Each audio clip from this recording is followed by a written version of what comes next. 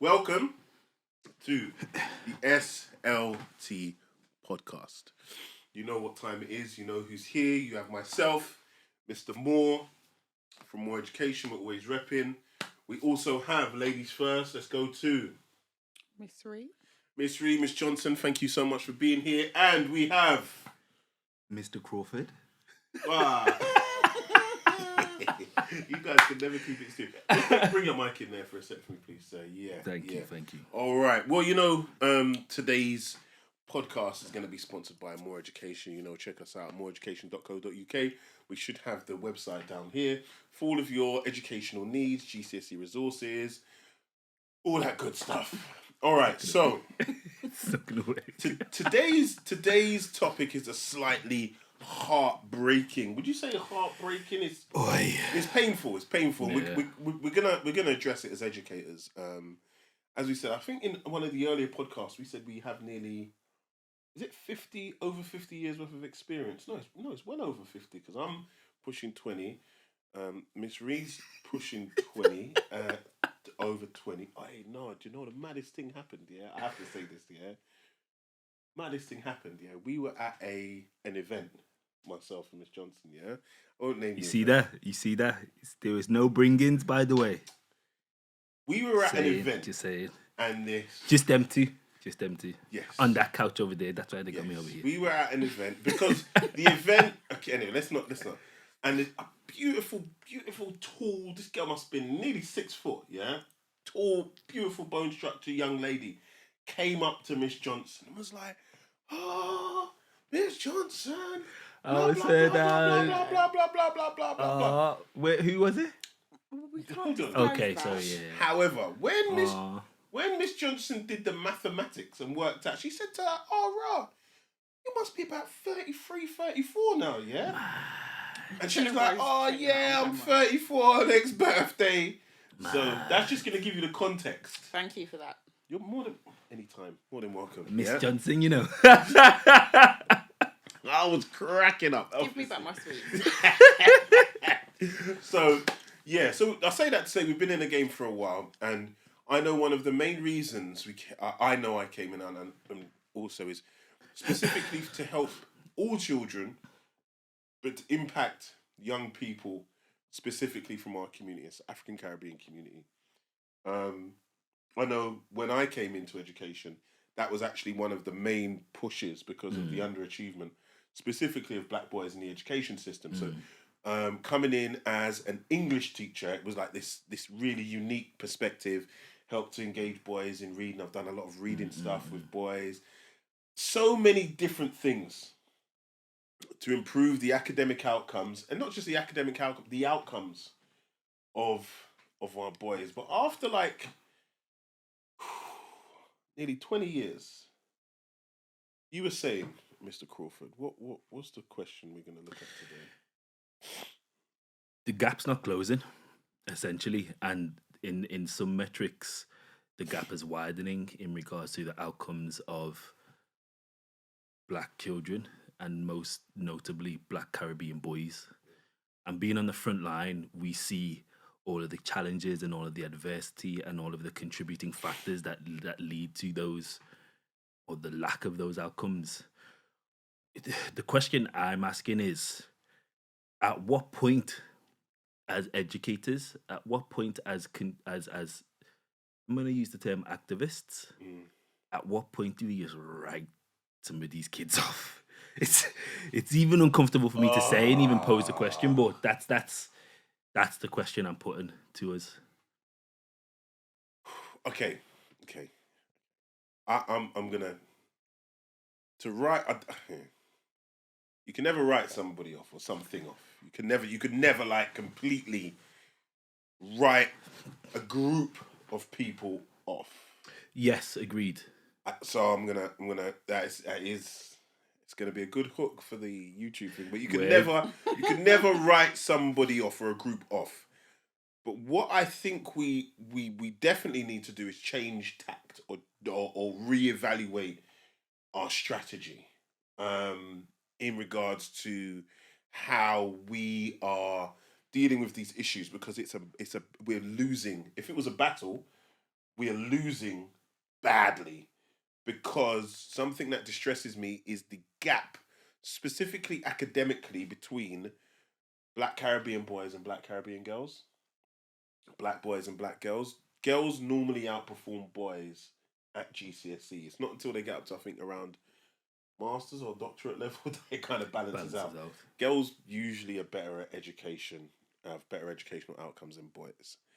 But where I see a gap is between Black Caribbean boys and Black Caribbean girls, and they're being battered. I'm talking annihilated, wiped off the face of the earth. It's in there's no competition. And I think that for me is the most distressing factor is nobody seeing this group are just being flawed. Do you guys see it? Yeah. But I think it's because the benchmark is GCSEs and then going on to A levels and T levels. For a lot of young people, that's not on their to-do list. No, I don't do A levels. And so if you don't get those grades, you're automatically deemed to be a failure. Like, there are no other options for success. And that's not to say that people should disregard GCSEs, but I'm thinking of one young person specifically who is currently in year 11, has issues with literacy. Oh, is the boy who's telling me about it? No. Oh, sorry. I don't think so. Go on. And so we put him on a vocational course to learn plumbing. That boy can fix a cistern with his eyes closed. Do you see what I'm saying? But if it was a thing of like, oh, you've got to pass 8 GCSEs, knowing that he's not going to, for him, he's already given up, because that benchmark that has been set is unattainable for him. However, he now has found a trade that he is good at and can plan to become self-employed, as an example. Here where I disagree. Here we go. Because I'm not using GCSE as a benchmark. I'm using basic conversation as a benchmark. Because that isn't culturally, for a lot of many different cultures, that 5 A to C GCSEs isn't the benchmark of success, and within their culture they know that's not going to be the benchmark of success, or what's going to prove to be a successful male going forward, However, when I'm having a very basic conversation with you, when I'm speaking to you, when I'm conversing with you, when I'm engaging with you, I've been in this game for a while. I know how to engage with young people, on whatever level it is that they're at, in regards to finding out what's your interest, what are you interested in, who are you, what are your thoughts, what are your feelings, on, it could be a range of different issues, outside of the generic football, drill music, there's not a great amount of conversation to be had. And something that is painful, when there is outside of those, so don't get me wrong, there are a lot of young men who do have interests outside of those things. They are forced to suppress those interests. They don't get the opportunity to talk about those interests, because if they do come up and they find out that, oh, I actually love Star Wars, man's telling you you're a nerd. So it's almost like it's almost become that we've spoken about it so much, this self-fulfilling prophecy of where you're not going to achieve, so you don't achieve, so you don't aspire. I think both things are linked. I would agree with both points, and I don't think that they're opposing. I think what's that term? Rising tide lifts all boats. Mm-hmm. So the inverse also sinks the shittest boats, for lack of a better term. And I think from a macro perspective, it's a low tide at the moment. I think the returns for investing in quote unquote education are so they're so disproportionate for what you have to put in.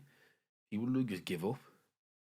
what I mean when I say is there was a time where it wasn't it was financially viable to go to university, and you knew at the end of your degree you were going to get a good job, and you knew that good job was going to be able to afford you're going to be able to afford a house that you could buy and that could sustain a family.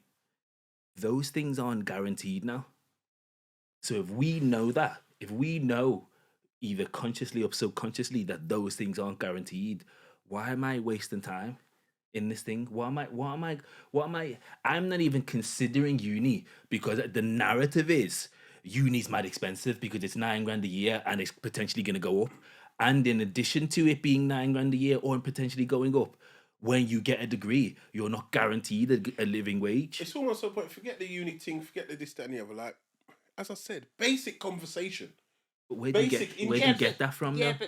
but see, this takes me back to one of our earlier episodes about where does the responsibility lie. Yes. So in terms of their next steps post 16 schools, the art of conversation, I would say, is within the home. So like growing up, we weren't allowed to have dinner until daddy got home from work because everybody had to sit at the dining table and eat together. That's where you develop that art of conversation, where you don't interject if someone's talking or you listen to different points of view. The way that households are made up now, some parents are working 2 jobs, so it's not feasible for the whole family to sit down around the dinner table. And again, I think those two things are intertwined. You can't develop those skills if your household is not set up in a way to enable those skills to be developed. And this is my issue. Unless you can acknowledge, which we've just done here, that in order to have a child who is able to articulate their thoughts and feelings, in being able to articulate your thoughts and feelings, you're able to therefore manifest those thoughts and feelings, whatever they may be. You need to develop an environment that we've just acknowledged. That's not acknowledged. People feel that stuff just comes out of like the ether. So I'll give an example, and I don't know, somebody may be watching, yeah? I remember teaching this young person, yeah? Teaching this young person. I'm like, yo, this young person is amazingly articulate, bright kid, like really bright, so on and so forth. So I dropped little gems. I said, oh my gosh, the way you've articulated it, you could be my lawyer. Oh, do you know how much I'd pay you to be my lawyer, to be able to articulate? That's amazing. Gosh, I'd be broke because I'd have you defending me all the time, so on and so forth. So I'm dropping these gems. The parent writes and says, they no longer want the child to participate in the extracurricular activity anymore, so on and so forth. I always say to parents, give it 6 months with us. Have an investment of 6 months before you'll begin to see the outcomes. Yeah. I think it would have been maybe a term, 6 weeks, 12 weeks at max. So I called the parent. I said, yo, listen, that youth's bright. Don't take the youth away. You're going to see the benefits. Yeah? Never heard anything back. When I asked you, what do you want to do? Yeah. No. Footballer. I said, where did you get that from? That's because the influences of that youth doesn't have anybody dropping gems in there. That youth doesn't have conversations happening. Okay, so bringing it back to the question, do you then write that youth off?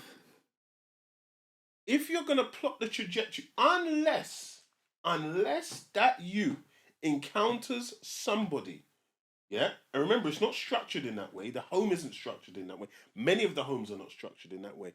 Unless that you encounter somebody who is going to give them the confidence and set them the steps. Because the reason why children want to be sports people or so on is because they can see the steps.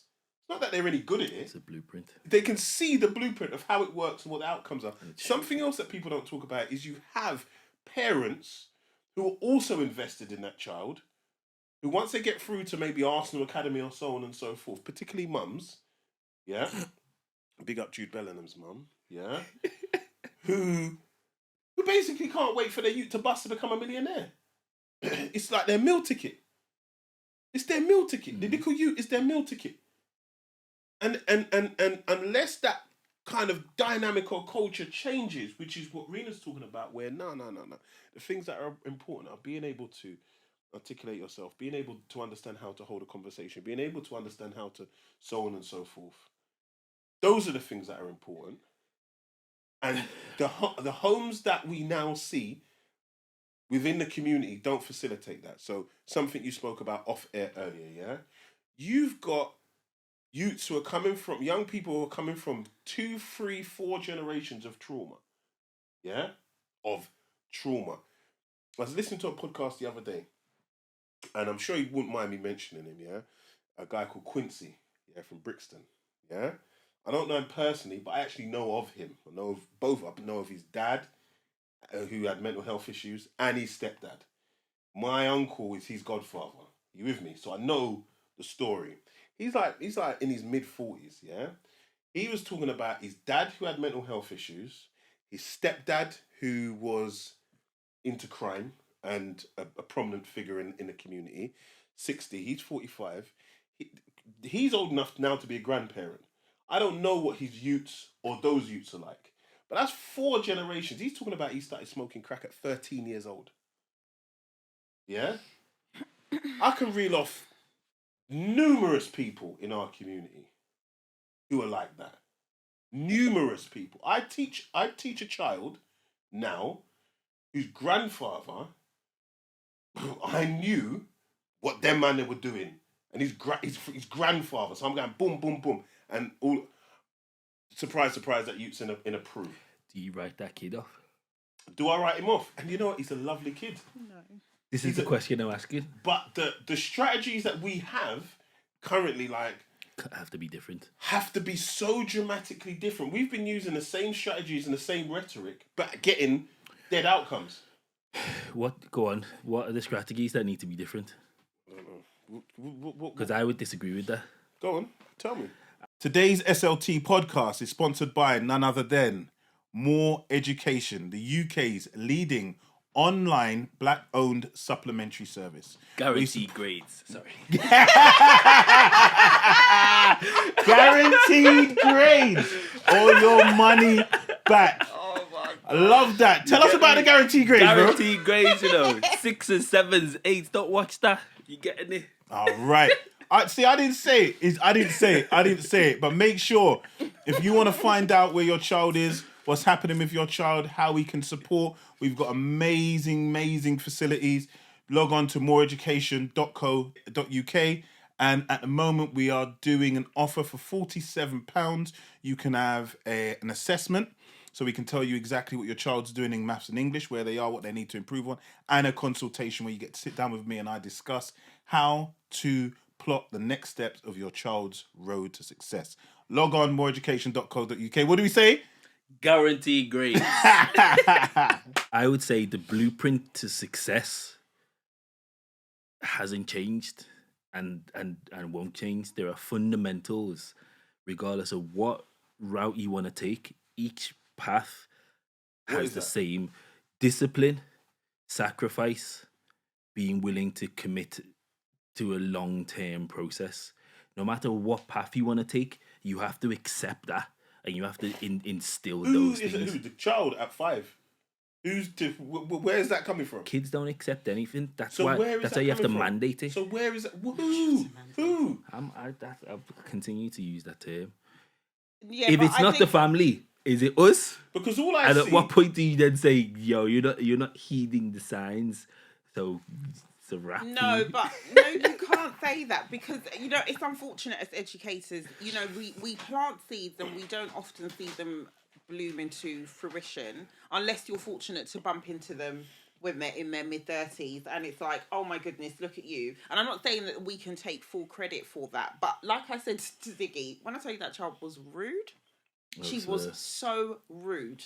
Yeah, if she had been written off and nobody had bothered with her to say, come on, you need to fix up and try and finish school and all the rest of it, her path may have taken a different turning. But you can't stop planting seeds because you don't know Which tree? I got bloom. Yes, what he said is the first thing. And the second thing is, the discipline and all the rest of it, until they figure out what their purpose in life is, they're not going to be able to execute discipline and consistency and Disagree. all of those Disagree. No. Disagree. I also disagree. No. Do you know why? You go on. Because the age that they're growing up in, everything is like you can get this quickly, and everything's on social media, and But that's everyone. what education's for. Education is the antithesis of that. It's not a quick thing. It's a slow. It's a slog. It's a marathon. It's a journey. And in order to accomplish that, you need to accept that fact, which is to go through the motions, go through the process, map out your revision timetable. I'm gonna get granular here, but this is an example of instilling discipline. Yeah. You don't know what you're going to do at university. You might not even want to go to university, but right now you're doing GCSEs. You don't know which ones you like, but just go through the process, and I can guarantee that these skills, once you acquire them, they're going to be useful later on in life. So just acquire these skills. Do you want to know why I know? I don't know if I've mentioned this before. Why I know what you're saying is right. And again, I'm going to start speaking a bit more frankly, yeah? Naming names and I will never forget. I can't remember if I've spoken about this on this pod or something else. My dad, he went to approved school. If you're not approved school, he did DC, he did Borstal. Yeah, so like that's the youth justice kind of. And DC, which doesn't exist anymore, was like a short, sharp shock where you'd go for like 12 to 18 weeks, and it was rigorous discipline, like rigorous. Get up in the morning, get up early, press it. It was run by old army sergeants, yeah? And the aim was to give young people who were on the road of criminality such a harsh reality call, they wouldn't want to go back into criminality, yeah? Harsh. Borstal was like that as well. It was horrible. And I've been told by several people, like, listen, when I come out, change, man. Yo, listen, not only it did one of two things. Some people's like, I never want to do that again. But I was just way more disciplined. Or I came out so fit and strong. I became a stronger, better criminal than I ever had. So if I was doing robberies, yeah, I could run faster. If I was picking pockets, I could move quicker. Because the level of discipline. I was picking pockets. Yeah. I was busting through doors, one kick, not two. And I've seen it. Like that level of discipline. That level of discipline. It's actually embedded in British culture, yeah? Like, there's a reason, like, you used to do, as a youth, like, you know, the youths used to do, like, beavers, scouts, so on and so forth. And then it, in essence, leads you into the military life. Yeah, to be a military man. There's a reason why our monarchs and so on and so go down that level. You have to do a certain amount of time in the military to give you a certain level of discipline. I felt like I did that. I didn't like football when I was a kid. I was a basketball guy. I remember the day, not the day specifically, but I remember the time where my mum said to me on a Saturday, yo, get up, you're going to football. She made me. And I didn't want to go. She made me. And then I ended up loving it. After a certain period, I ended up loving it and just being sick of football. I remember our basketball coach, whole type manner, the level of conditioning that he put us through was a joke thing. I used to be scared of going to training. Is this basketball? But this is basketball now. Just flipping to give you another example of doing things that I didn't appreciate at the time, but then the outcomes I valued later on in life. I remember being scared to go to basketball because he just used to make us run. All he'd make us do was run. Suicides. We'd have to do these 8-man weave drills so you couldn't drop the ball. If someone dropped the ball, then we'd have to do suicides. We play no game, 2-hour session, and we play 10 minutes at the end. And I remember doing that for months, and then only after the fact being like, rah, football was so much easier for me during those times when I was doing that basketball training, not realizing at the time, but just going through the motions because that's what you do. And then afterwards being like, rah, that was actually mad beneficial for me. But I didn't get it at the time. Kids are stupid, they don't get it. Sorry. Kids are lovely. We love children and we're lovely educators. Hindsight is 20/20, isn't it? And we don't appreciate. It's difficult for people that haven't experienced things, or it's easy for kids to take things for granted because that's all they know. They don't understand the absence of something. So you have to just make them do it, understanding that it's better for them in the long run. what's making me think as well, made me made me think of what's interesting is you had a wave of, and it still kind of happens, but like in the 2000 mid 2000s, where a lot of Black Caribbean young people would go to prison and they would convert to Islam. Now there were kind of two reasons why they'd convert to Islam. Yeah, one because it gives you kind of you get certain dietary requirements, so on and so forth, and you get certain like allowances in prison. Yeah, but secondly, it gives you an element of discipline in a place where you need it. Mm-hmm. Yeah.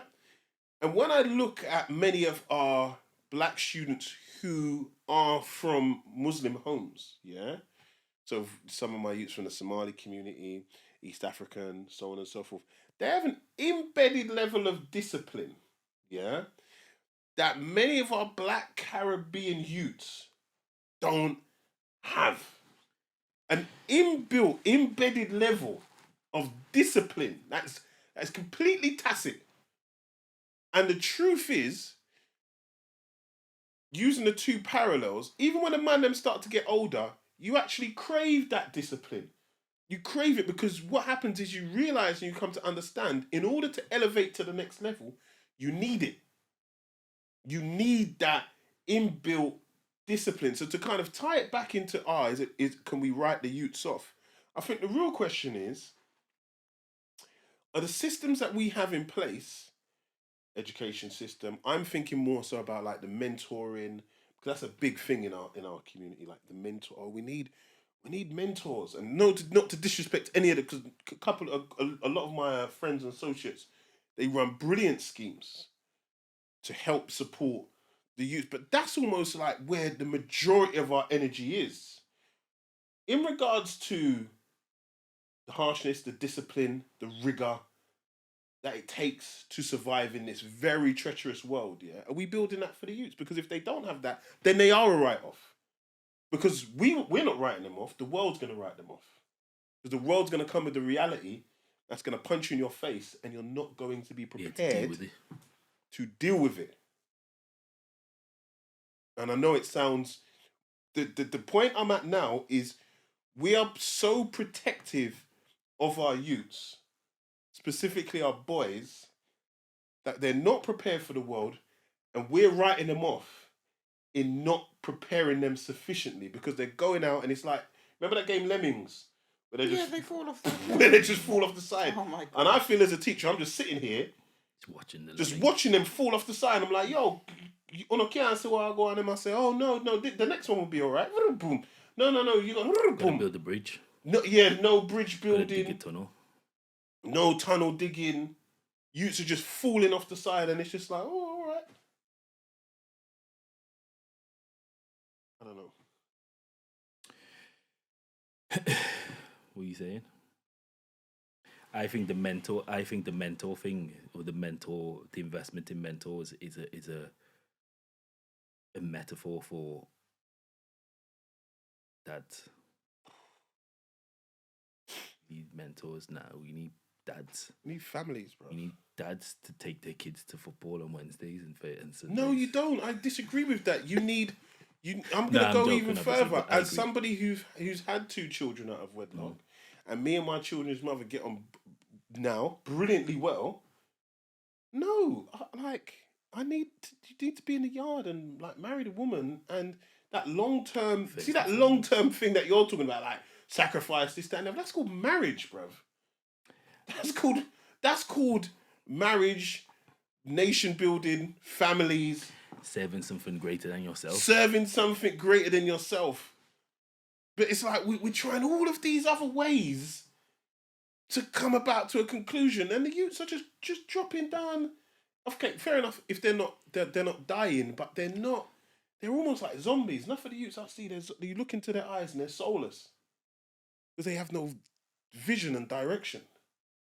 So, but I think that's where the mentoring comes into it, because I don't disagree with you in terms of the whole having a nuclear family, but for those children who that's not an option, they need someone there to, if they don't have a dad, they need someone there to guide them through agreed. adolescence. because people always talk about the newborn phase is the hardest. That's the lie. It's the adolescent phase that's actually the hardest part, because they go through so much change. Like, you talk to parents and they're like, I don't even like my child right now, because it's just like a completely different person that they're dealing with. So I agree with you. I think the mentoring thing, you're saying that maybe that too much investment is made there, but something's always better than nothing.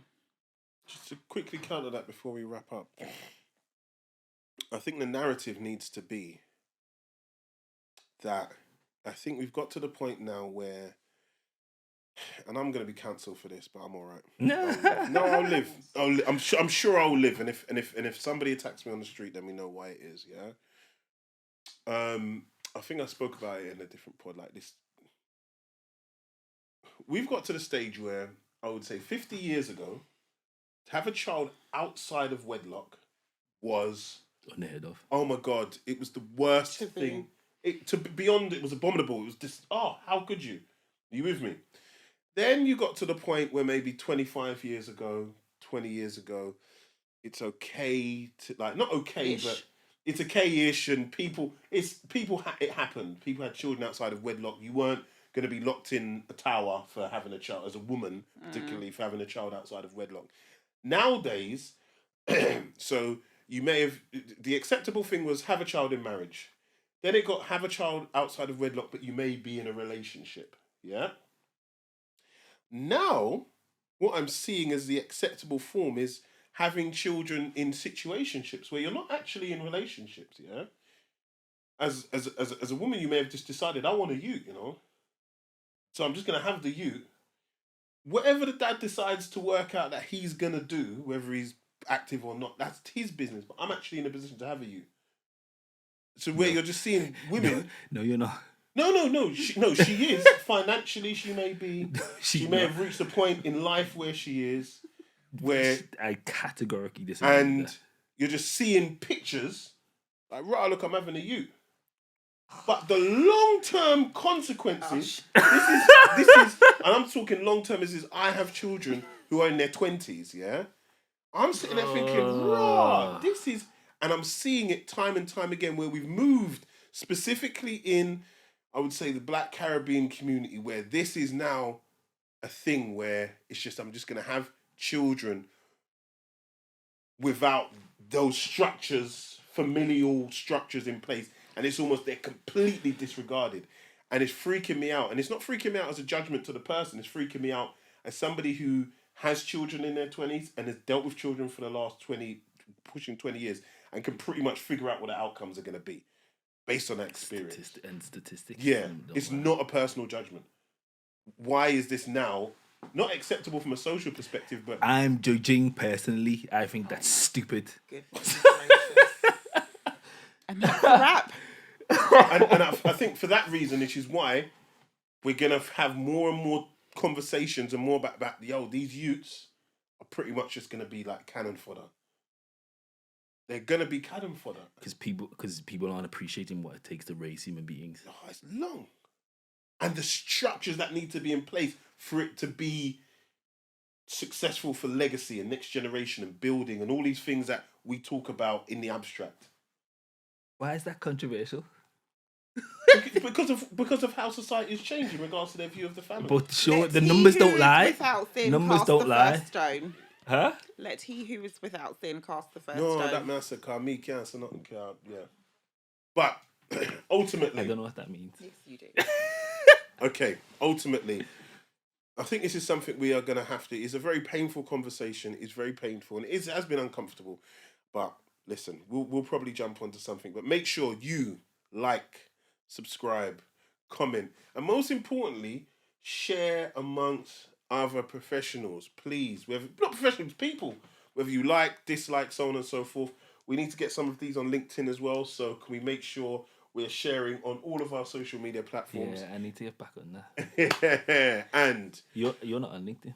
No. Thank you. Welcome. Thank you very much for seeing us again, and we look forward to seeing you on the next pod.